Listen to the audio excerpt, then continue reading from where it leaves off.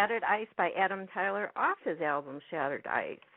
Now, let's go on to Kenya, about Raise the Roof Kenya, a charity of which you are an ambassador for. What is this charity about, and why is it so important to you? The charity is for, it's kind of what it says on the tin, the Raise the Roof. It's to build shelters and homes and just places for people to live in Kenya.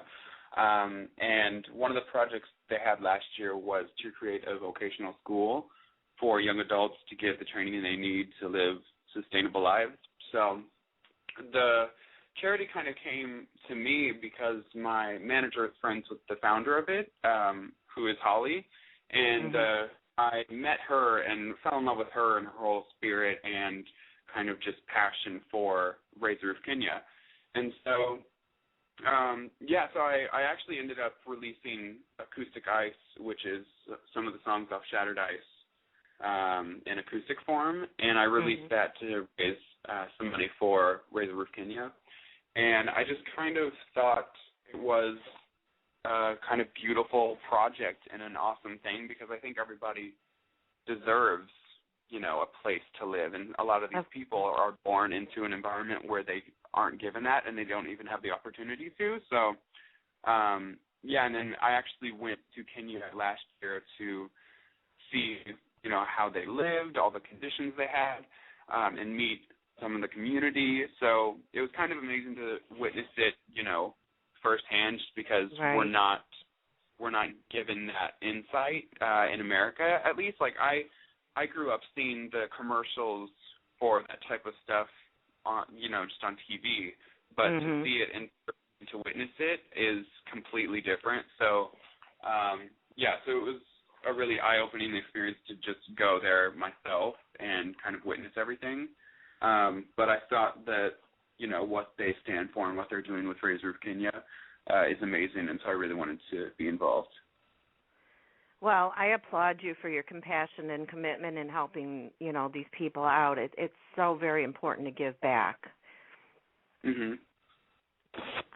I think that we as Americans take a lot of our stuff for granted. Of course, we've been through times lately of the past 10 years or so with economics being down and that, but we still have more than a lot of other people in these other countries, and even if you can give $1 or $2, to them, that helps even feed them for a day. Yeah, one of the men that we met, his house, it didn't even have guttering on it, and so kind of the only way that he was able to get water was when it rained. But because he didn't have a guttering system on his house, he had buckets kind of in corners by his house, and there was not really any water in them ever because there wasn't a guttering system to put water in them. And so, they couldn't even have, water. And in America, it's kind of crazy because, the whole, have 8 glasses a day type of thing. Right. Where it's so readily available for us, whereas for them, they're kind of just, praying that it rains just so they can have 1 glass type of situation. So it is really, really sad. And I remember after I went there and I came back, I was just I kind of evaluated everything I have here, and, it was kind of like a reality check. And I remember when I came back home and, I went through my closet and took a bunch of stuff to the Salvation Army and just kind of cleaned out my life a little bit because I just, witnessing how they lived. And all of their spirits over there, it's amazing because they have so little, but they're still so happy and full of life. And it's kind of amazing to see that, whereas here you'll meet somebody that has a lot of something and they're still, mean-hearted or just kind of cold or something. And so, so that was one of the main things I took from the people I met there was just their spirit.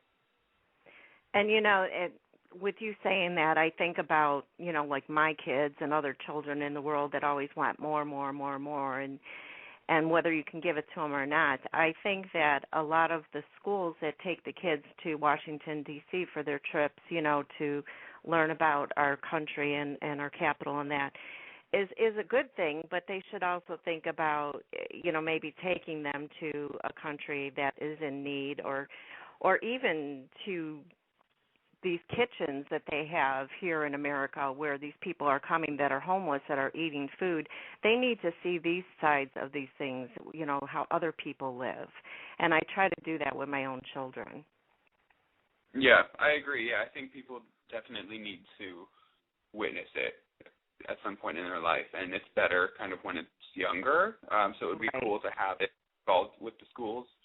But, if they're not able to do that with the schools, then I think, if there's a way to witness it later in life, then, you should take advantage of that, because it's, it definitely puts things into perspective. And I, like, for me, even, like, holidays and all that stuff, I remember, growing up, and for Christmas I would always be like, oh, yay, lots of toys. But for the past, like, I don't know, 7, 8 years, I never really I tell my parents I just don't want anything for Christmas or my birthday or anything, because I feel like I have, I have enough, and so they don't need to go out of their way to get me any more stuff. But I know some people that, for Christmas or for their birthday or something, they'll ask for, like, all this stuff, and it's like, do you really need that type of situation? And right. I think going to Kenya made it even more apparent to me. But to each their own. I mean,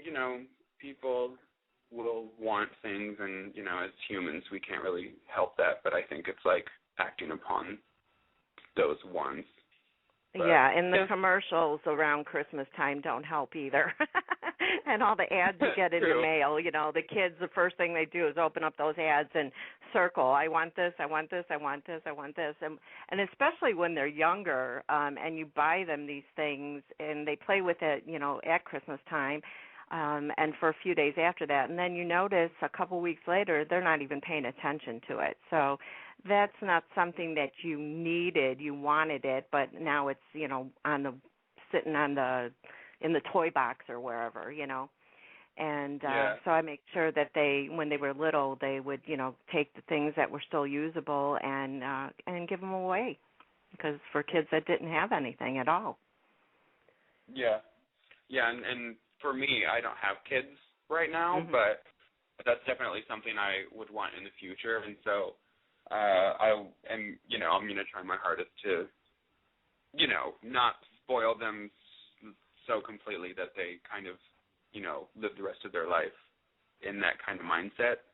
Yeah, it's not easy. As a parent of 4 children, it's not easy, but it's something that you have to do. The other thing that I would make my kids do every year is when they made out their list for Santa, I made sure that they put on there, something for a needy person, like help the homeless, get some meals for them or something, that to give back instead of just asking for themselves, but to ask for other people as well. So I think I did a good job with that. They still think about it to this day, and they're all older. My youngest one is 17, so, I think I did a pretty good job. Now, as far as helping Raise the Roof, Kenya, for our listeners, if they purchase your acoustic ice EP, that'll help give the funds then to that charity to help them out, right? Yes, they can purchase the EP off my website, adamtylerofficial.com, and there's a Raise the Roof Kenya page on the site. So if they want some new acoustic music from me, then they're able to help a good cause at the same time. So it's really cool. Well, thank you again for doing that. I really, really appreciate it. I love to hear when people give back and think of others. Also, for our listeners, be sure to like Adam's Facebook page. It's facebook.com/AdamTylerFans, and follow him on Twitter at AdamTylerX. I guess somebody else had your name, huh? Yeah, and I was just like, X is a cool letter, so I'll throw that in there. Yeah, because usually people put numbers, like 1, 2, 3, 4, or whatever. So, X is good. It's easy to remember. I'd like to go ahead and play your newest single, Fade into the Light, from your upcoming EP, and then have you tell us a little bit more about it if you can. Awesome. That sounds good. Okay, thank you. Dreams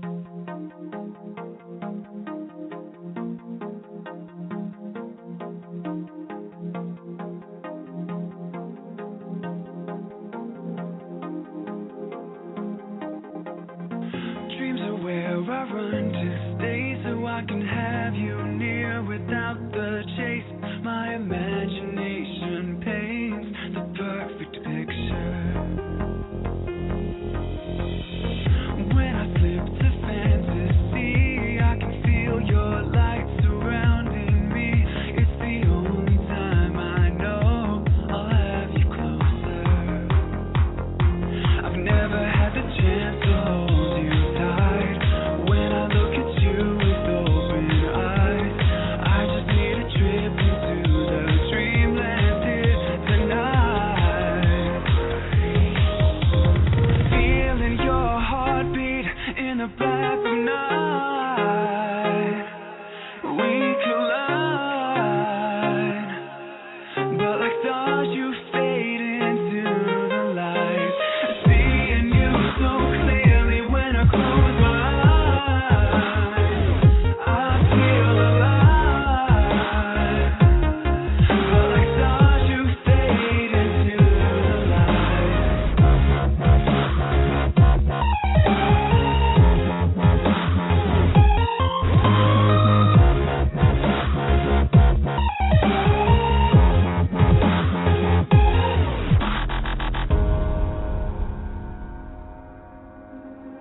When I face reality, you keep your distance when you're close to me. The suffocating truth is killing me slowly. Let me close my eyes to be in a rapture made from you and me. I'll run away from the world that's leaving me lonely. I've never had the chance to hold you tight. When I look at you with open eyes, I just need a trip into the dreamland here tonight.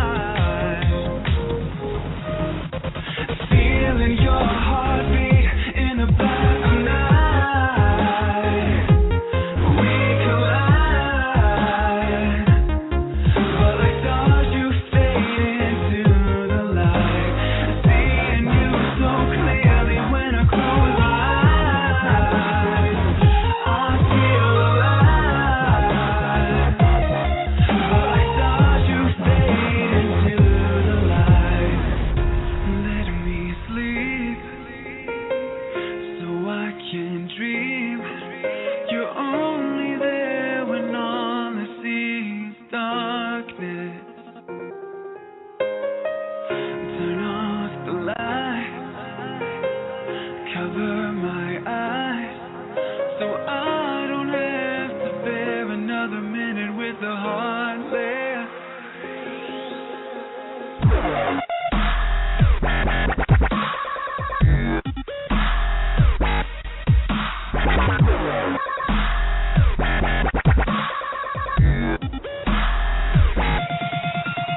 Feeling your heartbeat,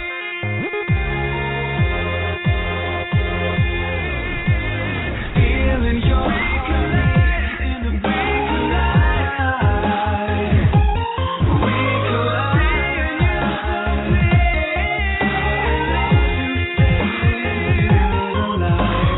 seeing you so clearly when I close my eyes, I feel alive, but like stars you fade into the light.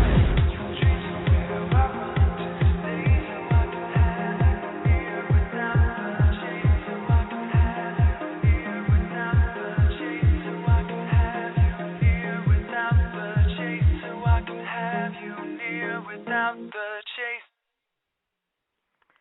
And that was Fade Into the Light by Adam Tyler off his upcoming EP. Tell us about Fade Into the Light and your upcoming EP, please. Fade Into the Light is actually the first song that I wrote with the new producer that I'm working with currently.